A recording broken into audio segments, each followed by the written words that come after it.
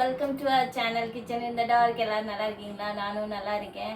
எங்கள் வீட்டில் எல்லாரும் பிரியாணி சாப்பிட்டு சூப்பராக இருக்குன்னு சொன்னாங்க. நீங்கள் ப்ராக்டிஸ் பண்ணி பார்த்தீங்களா? என்ன ஃபீல் பண்ணீங்க? எனக்கு கமெண்ட்ஸ் கொடுங்க.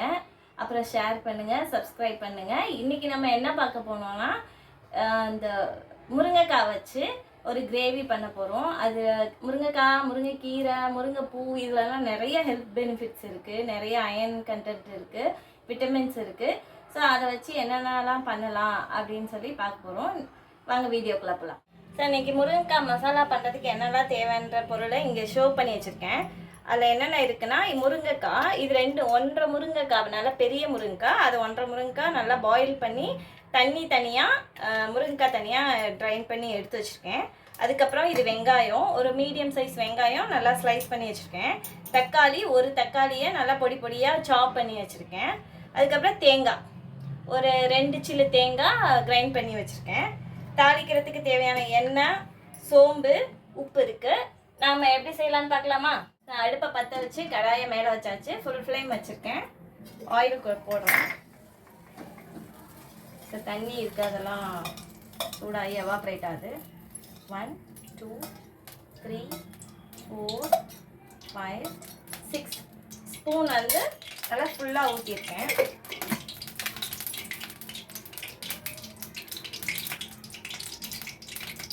நல்லா காஞ்சிட்டு நம்ம ட்ரம் ஸ்டிக் பற்றி ஏற்கனவே பார்த்துருக்கோம். அது ஒரு குச்சி மாதிரி இருக்கும், கோடு கோடாக.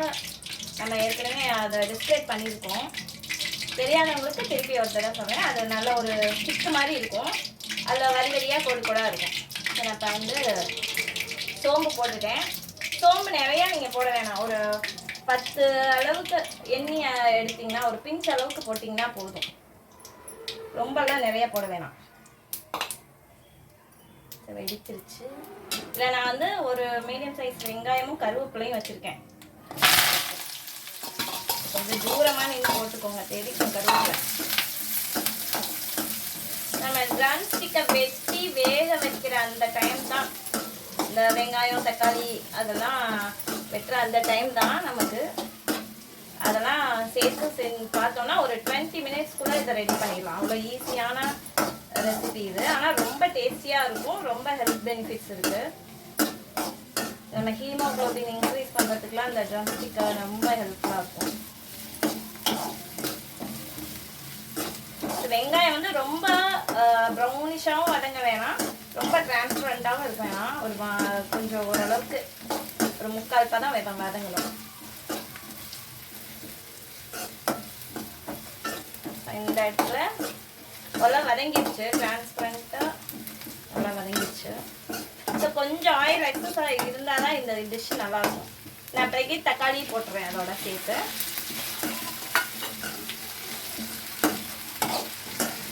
எல்லாமே பாயில் பண்ணி கிரைண்ட் பண்ணி எடுத்து வச்சுக்கிட்டோம்னா அவ்வளோதான். ஸோ இது கொஞ்சம் நேரம் வதங்கட்டும். வதங்கினப்புறம் என்ன போடலான்னு பார்க்கலாம். நல்லா சாஃப்ட் ஆயிடுச்சு தக்காளி, நல்லா குழன்னு ஆயிடுச்சு. இந்த ஸ்டேஜில் நான் வந்து வேக வச்சுருக்கேன். இதில் உப்பு மஞ்சத்தூள் போட்டு வேக வச்சுருக்கேன். தண்ணி தனியாக எடுத்து வச்சுருக்கேன். நம்ம தண்ணி தேவைப்பட்டால் அதையே ஊற்றிக்கலாம், பச்சை தண்ணி ஊற்ற வேண்டாம். அது ஜஸ்ட்டு 2 தடவை கிண்டி விட்டால் போதும்.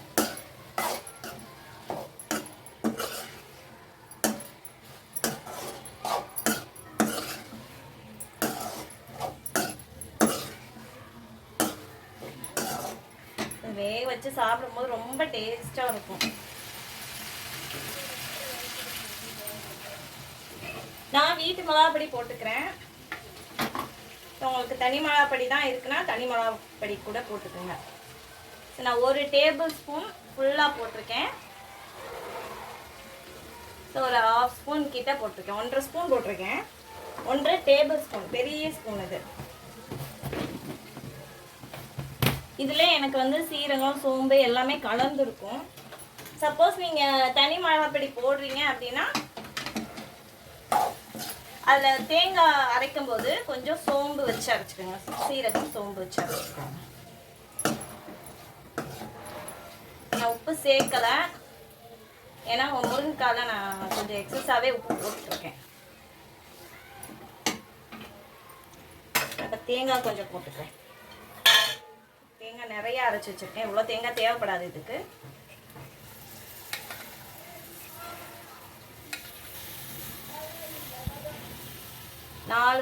நாலு டீஸ்பூன் கிட்ட நான் தேங்காய் அந்த பேஸ்ட் போட்டிருக்கேன். அது நான் அரை மூடி தேங்காய் அரைச்சி வச்சிருந்தேன்.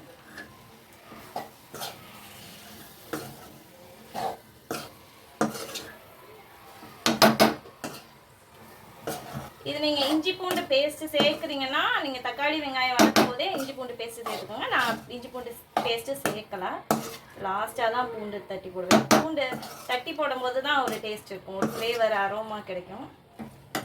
ஸோ இது கூட இந்த பாயில் பண்ணி எடுத்து வச்ச தண்ணியை கொஞ்சம் ஊற்றிக்கிறேன். நிறையா ஊற்ற வேணாம், கொஞ்சம் போதும். ஸோ இதை வேஸ்ட் பண்ணாமல் ஒன்று குடிச்சிருங்க. அப்படி இல்லாட்டி ஏதாவது ரசம் குழம்புல வந்து சேர்த்துருங்க. அதோட சத்து எல்லாமே அந்த தண்ணியில் தான் இருக்கும்.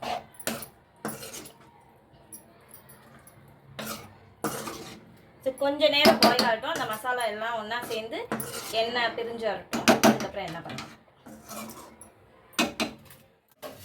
நல்லா கொதிச்சு கெட்டி ஆயிடுச்சு. எண்ணெய் எல்லாம் பிரிய ஆரம்பிச்சிருச்சு. நம்ம ஆல்ரெடி வேக வச்சனாலும் அந்த மசாலா கொதிக்கிறதுக்கு மட்டும்தான் டைம். நான் ஒரு 4 பல் பூண்டு வந்து இதில் நச்சு வச்சுருக்கேன் உரலில் போட்டு. இடித்து போடும்போது அதோட ஃப்ளேவர் நல்லாயிருக்கும்.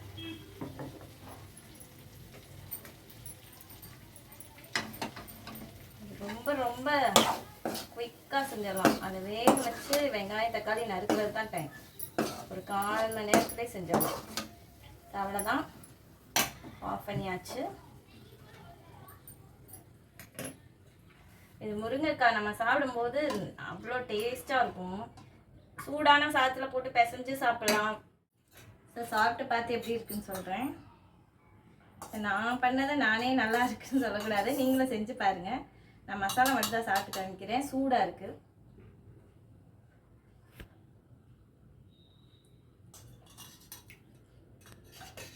சூப்பராக இருக்கும்.